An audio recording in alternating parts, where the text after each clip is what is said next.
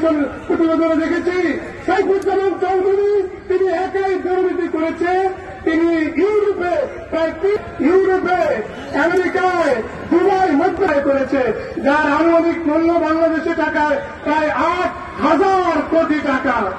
কিশোর মুজিব কিশোর জিয়া দেশ চলবে কোরআন দিয়া খাওয়া দিয়ে বলছে 10 টাকা কেজি চাল খাওয়াবো, বলছি কি বলে না তাকে খাওয়া।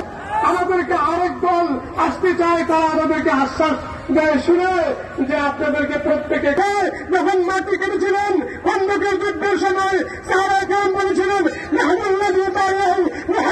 পর্যন্ত নবীর সাহিবের সামনে পেছনে ডানে ডানে জিহাদ করে মৃত্যু পর্যন্ত হাতে আজ নবীজি নাই, নাইবি নবী আমাদের মাঝে উপস্থিত।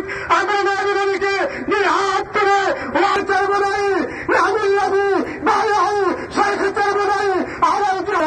আগামী নির্বাচনে একটি জিহাদ হবে, এই জিহাদে আমাদের শেখের ডানে বামে সামনে পেছনে জাহাজ ভারত থেকে কারা কারা আল্লাহ দিন আল্লাহ দিন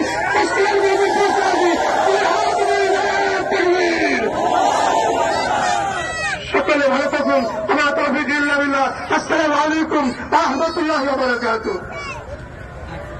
মোহাম্মদ কারামত আলী। আসসালামু আলাইকুম ওয়া রাহমাতুল্লাহি ওয়া বারাকাতুহু। ওই কি বলে কার্ফু ভেঙ্গে বাংলাদেশের জনগণের পক্ষে সংসদ গণভোট আগে ভোট ছিল, সেই দিনকে আগামী দিনে রাষ্ট্র নায়ক মানুষের রাখতে যে পারা ঠিক কিনা